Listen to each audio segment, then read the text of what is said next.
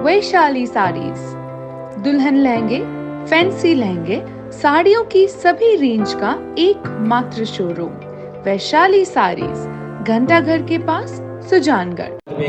दोस्तों, हमारा परम सौभाग्य कि आज गोपाष्टमी के दिन हम विश्व स्तरीय गौ चिकित्सालय आए हैं और यहाँ पर अब गौ माता की, कामधेनु गौ माता की पूजा करने के लिए परम पूज्य कुशाल गिरी जी महाराज, जो कि इस चिकित्सालय के संस्थापक है, वो पहुँचने वाले, यानी बोस आने वाले हैं। सभी उमड़ पड़े हैं, जैसे महाराज जी के आने की समाचार यहाँ पर मिला है, सब लोग यहाँ इकट्ठे हो गए उनके दर्शन के लिए। महाराज श्री के स्वागत में, उनके दर्शन करने के लिए यहाँ पर सभी पहुँच चुके हैं और परम पूज्य महाराज श्री यहाँ पर पहुँचने वाले हैं गौ माता की पूजा सेवा करने के लिए। सभी महाराज जी के दर्शन करने के लिए यहाँ पर खड़े हैं और पधारने वाले हैं पूज्य महाराज श्री कुछ ही देर में। पूज्य महाराज श्री का पवन आगमन हो चुका है। धन्यवाद आपका।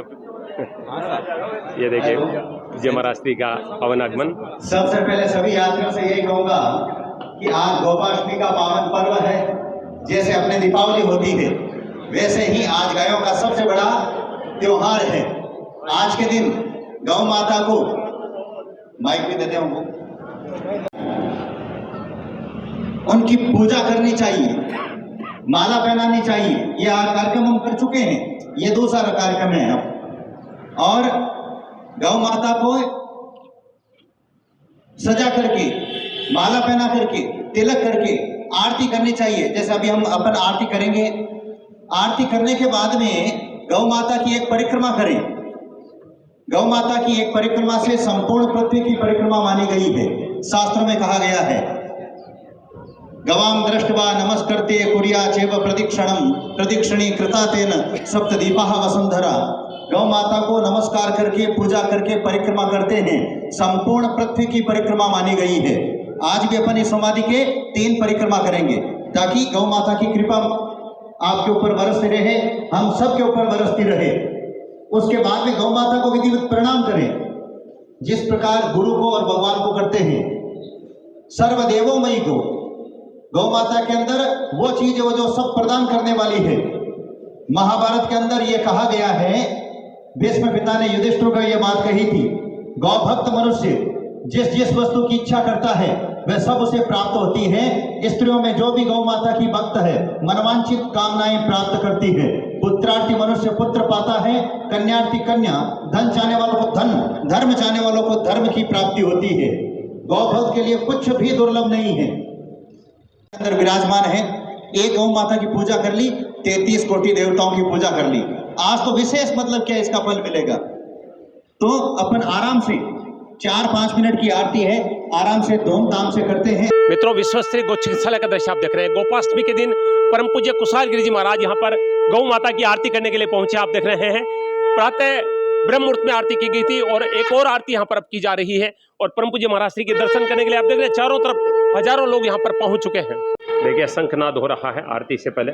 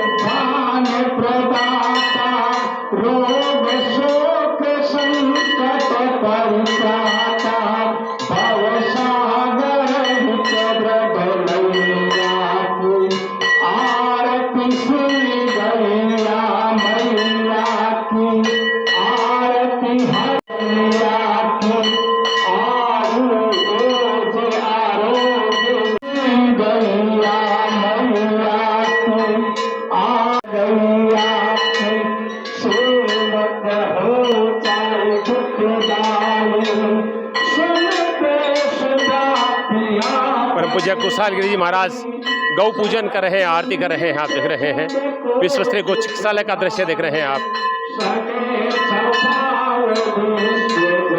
कामधेनु गौ माता की समाधि स्थली है जहाँ पर आरती की जा रही है।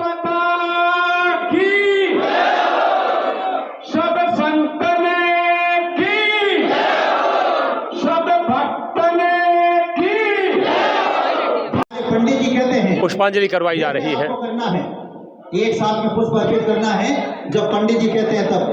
हाँ, सभी गोभक्त अपने दोनों हाथों में पुष्प लेवे और देखिए सभी पुष्पांजलि कर रहे हैं। अब सभी भक्त हाथ जोड़कर प्रणाम करें। बोले भगवान काल भैरव के। अब सभी भक्त हाथ जोड़कर सामने देखे। बोले कृष्ण कन्हैया लाल के। अब हम सभी परिक्रमा कर रहे हैं।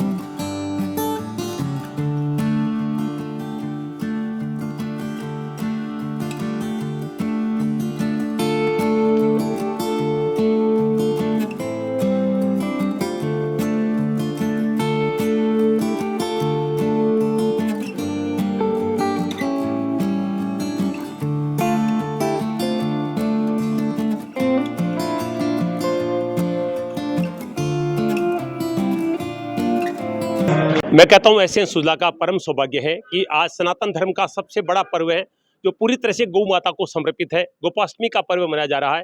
आज ही के दिन भगवान कृष्ण ने सबसे पहले गोचारण किया था और उसी के उपलक्ष्य में त्यौहार मनाया जाता है।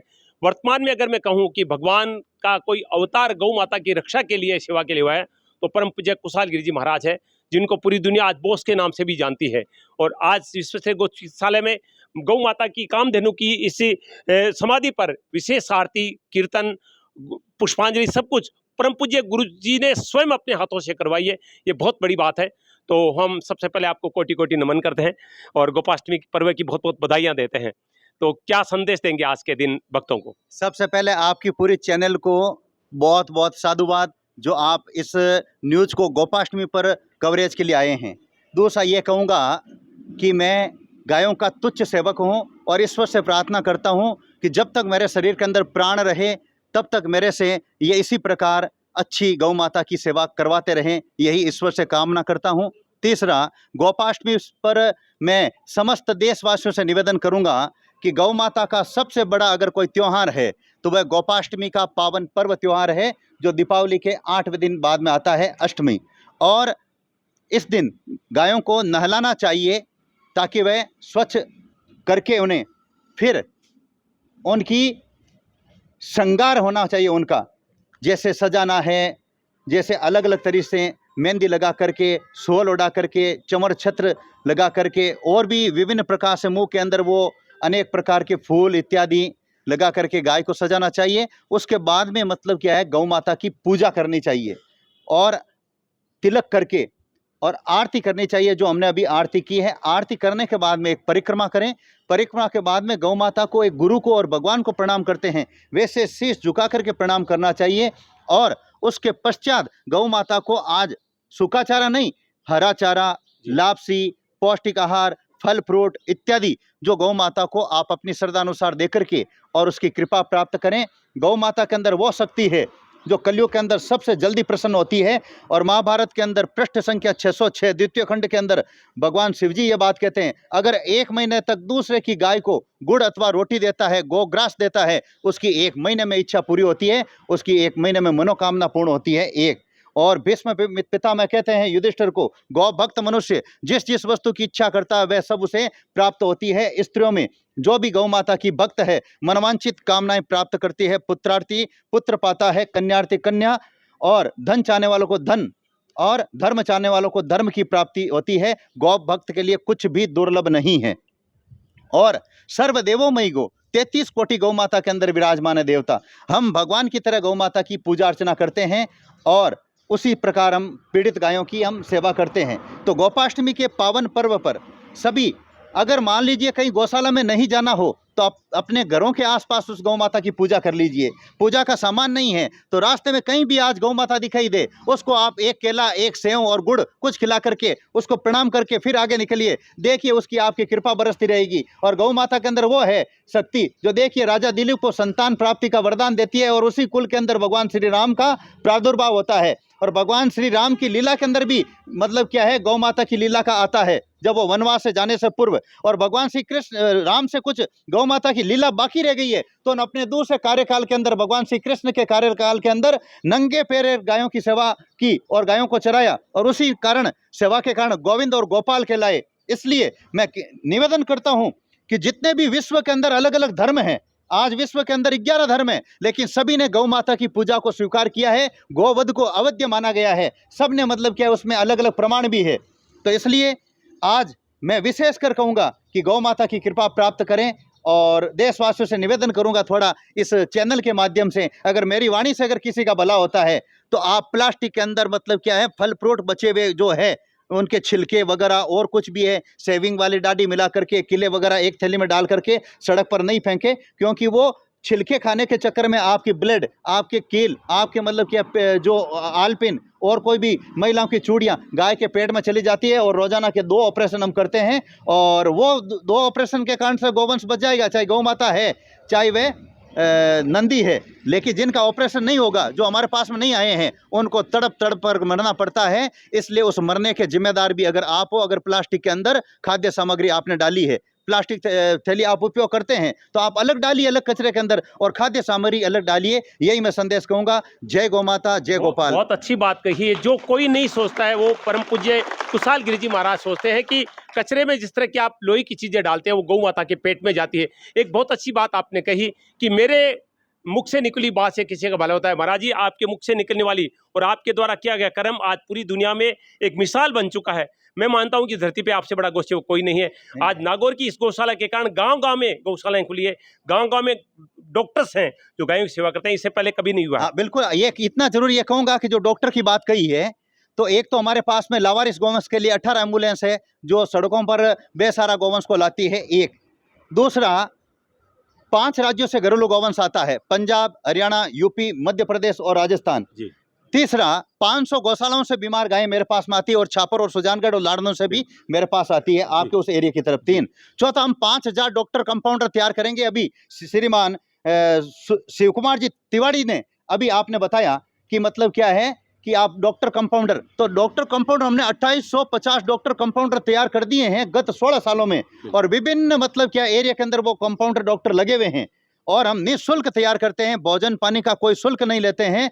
और 100 कंपाउंडर आज की तारीख में भी हमारे पास में प्रशिक्षण ले रहे हैं। देश का सबसे बड़ा गौरक्षार्थ संगठन कामधेनु सेना जिसका हमारे पास में है, और 1 रुपया हम नहीं लेते हैं। और आपके सुजानगढ़ के अंदर, लाड़नू और देश के विभिन्न राज्यों के अंदर है और निस्वार्थ भाव से वो सेवा करते हैं। हर महीने कटने के लिए जो गायें जाती है, हर महीने हमारे कामधेनु सेना जुड़ाते हैं। हम पुलिस थाने से बात करते हैं, उनके पक्ष में आवाज उठाते हैं और कई गोचर का, कोई गाय की सेवा का, विभिन्न प्रकार से वो सेवा करते हैं। जहां तक होता है, भगवान ने इतना बड़ा आशीर्वाद दिया है, विश्व की सर्वश्रेष्ठ पीड़ित गायों की सेवा इस विश्व स्तरीय गौ चिकित्सालय में आप लोगों के आशीर्वाद से, आप लोगों के प्यार से यहाँ हो रही है। और ये विश्व की पहली गौशाला है जहाँ तीर्थ भूमि बन गई है और एक दिन में 2500 लोग इसके दर्शन करने के लिए आते हैं।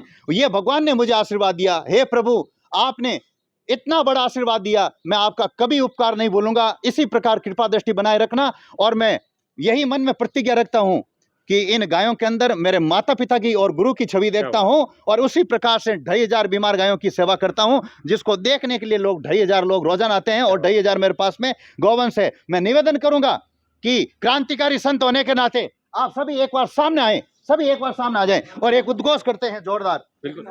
हाँ, और उसको आप ना कवर करें। आप भारत माता, देखो, हाँ, एक कुर्सी लेकर महाराज जी एक मिनट जब तक ये सब सामने आ जाए, मैं एक आखिरी सवाल आपसे करना चाहूंगा। उद्घोष मैं भी करूंगा आपके साथ में।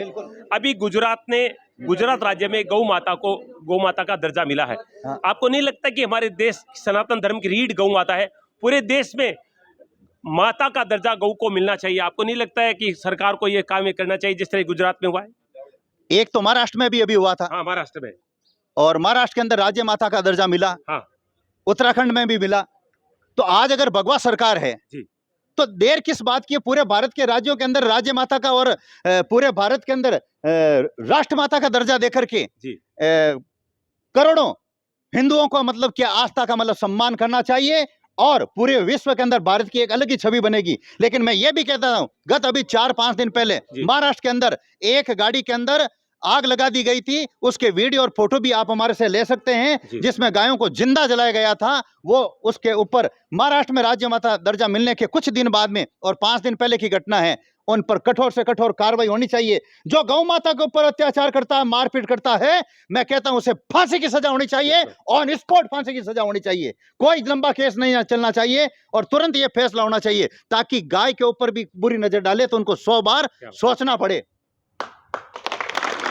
तो आप सुन रहे हैं, अब देखिए सभी लोग सामने आ चुके हैं। मैं एक बार दिखाना चाहूंगा, आप इधर ऊपर आइए, देखिए पूज्य महाराज श्री देखिए कुर्सी पे खड़े हो गए हैं और सारे भक्त सामने आ गए हैं। सब मिलकर गौ माता का जयकारा करने वाले हैं। तो बत्ती रखो ना भाई। देखिए सभी जयकारा करेंगे एक साथ महाराज जी के साथ। हाँ, इनको प्राप्ति हम पूरी श्रद्धा और निष्ठा के साथ में जयकारा लगाएंगे उस विश्व स्तरीय गौ चिकित्सालय की पवित्र भूमि जो तीर्थ भूमि बन चुकी है, और नंदा कामधेनु जिसने आज तक हजारों लोगों की मन्नत पूर्ण की है। तो दोनों हाथ खड़े करके बंद मुट्ठी करके जयकारा लगाएंगे।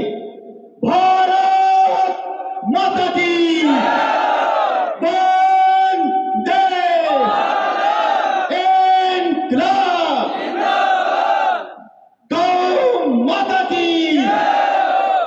मैं ईश्वर से कामना करता हूं आपके परिवार में कुशल मंगल रहे, सभी सुखी हो, आपके नन्हे मुन्ने बालक पढ़ाई में तेज हो और इनकी ऐसी बुद्धि हो ताकि ये बड़े होकर के अपने मम्मी पापा दादा दादी परिवारजनों की सेवा करें।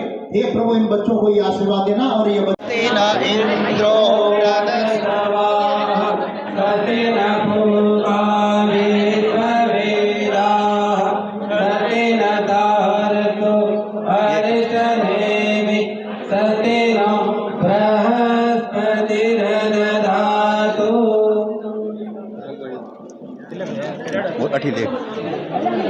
मेरा निश्चित रूप से परम सौभाग्य है, मेरा देश भर में सम्मान होता है, लेकिन जो सम्मान आज मुझे परम पूज्य कुशाल गिरि जी महाराज के कर कमलों से गोपाष्टमी के दिन मिला है, मुझे लग रहा है कि साक्षात भगवान कृष्ण का आशीर्वाद आज मुझे मिला है। मैं आपकी भक्ति को, आपकी गौ माता की प्रति श्रद्धा को और आपकी दिव्यता को मैं कोटि कोटि नमन करता हूँ महाराज जी। बहुत जय श्री कृष्ण।